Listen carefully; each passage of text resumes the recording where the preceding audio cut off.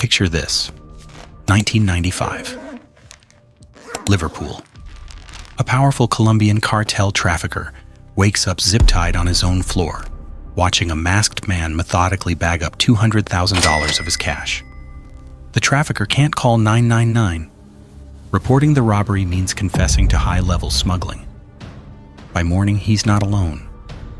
A Turkish heroin network loses $500,000.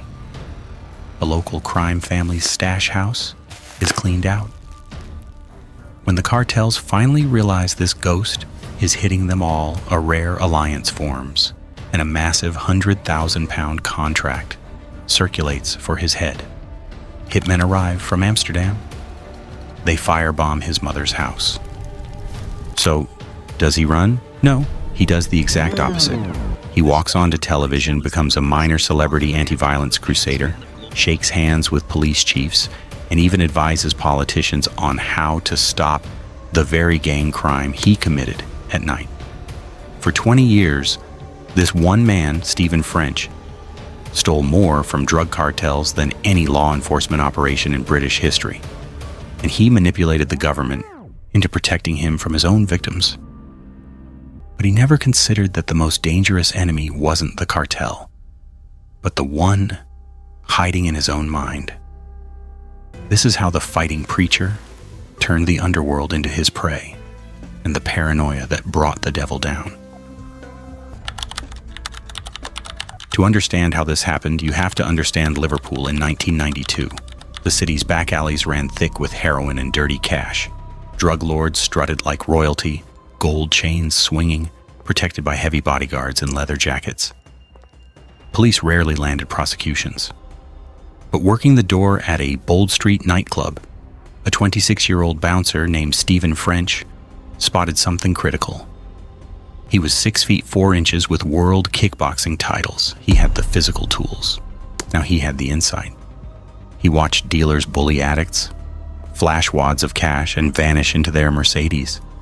And he watched rival gangs occasionally rob those dealers. He realized a flaw in the system that was completely invisible to everyone else. The dealers operated outside the law, which meant they were outside its protection too. A slow, nutty, predatory grin spread across his face. In this jungle, even the apex predators could become prey. One rainy night, French tested his theory. A cocaine pusher was counting cash behind a pub when the door exploded inward.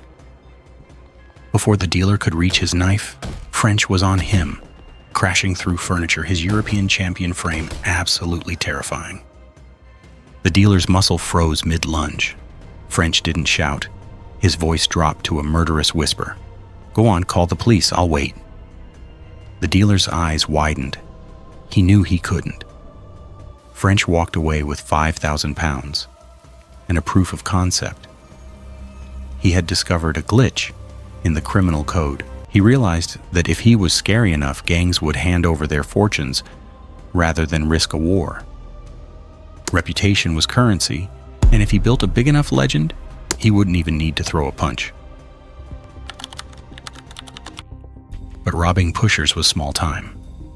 Scaling up required resources. By the mid-90s, French had assembled a pirate task force in black tactical gear, and he ran it like a corporation. His crew would scout targets for weeks, drilling breach and clear tactics until they could subdue a room in seconds.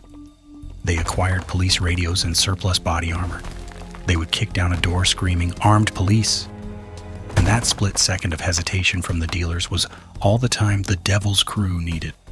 One night in 1995, they hit a Colombian cartel safe house with surgical precision.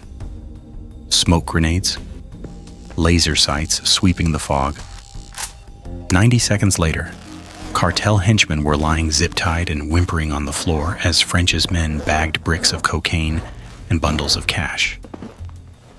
Before leaving, French spray-painted his trademark message on the wall: "Tax paid." The profits were astronomical. By taxing international smugglers, French was quietly richer than many of the kingpins he was robbing. And with every robbery, his legend grew. The underworld invented terrible, gruesome stories about how he punished his victims, stories French himself was happy to help circulate. Drug gangs began to fear the devil more than the real police. After all, cops just arrest you, French tortures you, and unlike the police, French had no rules. If you're enjoying this breakdown of the fighting preacher, do me a huge favor. Tap that like button and make sure you're following the channel. It helps out a ton. All right, back to how he solved the bounty on his head. By 1998, a coalition of furious drug lords was formed with a simple alliance: kill the taxman. Contracts circulated. Contracts worth £100,000 just for French's head. This is the moment most gangsters would have burrowed deeper underground. New identity, new face, permanent shadows. French did the absolute opposite. He didn't disappear. He pulled a vanishing act in plain sight. In the early 2000s, Stephen French emerged as a media darling community crusader. He decried the very gang violence he perpetrated. He consulted with politicians. He became an anti-gun campaigner. The audacity was breathtaking. French was articulate, persuasive on camera, and the public devoured it. Who better to warn kids about gang life than a reformed gangster? To the average citizen, he looked like a saint. Behind the saintly act, however, was asymmetrical warfare. French had made himself untouchable. If an assassin gunned him down now, it wouldn't be a gangland footnote. It would be front-page news. The full weight of British law enforcement would rain down on the perpetrators, and every politician whose hand he'd shaken would demand justice. French had draped himself in the Union Jack and a halo, effectively using the British government as his unwitting bodyguard. The contracts evaporate. No kingpin wanted that kind of heat. For nearly a decade, he balanced on this knife's edge. He portrayed himself as a peacemaker, brokering peace talks between rival gangs under the guise of mentorship. In reality, it was one of the greatest cons the Underworld has ever seen. It was a protection racket wrapped in a charity bow. He was gathering intelligence, learning who was moving weight, and taxing younger gang members in exchange for mediation favors. By 2008, the con reached its peak. He was a prominent fighting preacher on national documentaries. But portray the saint while still occasionally being the devil, he was living two lethal parallels. Late at night in his expensive penthouse, the cognitive dissonance grew. Who was he now? The eyes in his reflection twitching at shadows. He had obtained untouchable status, but he had never felt more paranoid. His public shield had protected his body, but it was piercing his mind. French started seeing enemies everywhere. By the early 2000s, he was strutting around Liverpool as if he were invincible, and that's exactly what made him volatile. He had gotten so used to fear as currency that he couldn't stop spending it. One afternoon in an upscale district, French gets into a dispute with an ordinary businessman over a parking spot. The devil had had enough of pretending. French pistol whipped the man across the jaw in broad daylight. Lunchtime traffic. CCTV. News of this brazen assault spread. He had finally given the police a reason to come after him. Their supposed community hero knocking out a civilian. Simultaneously, the old underworld sharks smelled blood. If the police turn on him, perhaps the shield has cracked. French sensed this viscerally. His paranoia became a deafening roar. In broad daylight on February 21st, 2013, French marches into an office complex on Water Street, ready for war. He is convinced he is walking into an assassination attempt. Under his immaculate suit, he wears a bulletproof vest. In his pocket, a loaded imitation Sig Sauer pistol, freshly gassed, and indistinguishable from a real 9mm, and in a bag, an 8-inch machete. When he faces the businessman, the conversation devolves into a yelling match. French's mind snaps. This is an ambush. In one swift motion, he pulls the gun, pistol whips the civilian, and screams, "You think I'm playing? I'll kill you, all of you." The devil has taken over. But a receptionist had tripped a silent alarm. French didn't realize the rules had changed. An authoritative voice echoed, "Armed police, drop the weapon." Uniformed officers swarmed the entrance. For perhaps the first time in his life, Stephen French was on the opposite end of the exact scenario he used to orchestrate. French paced, he shouted, swinging from bravado to paranoid claims that they were trying to end him.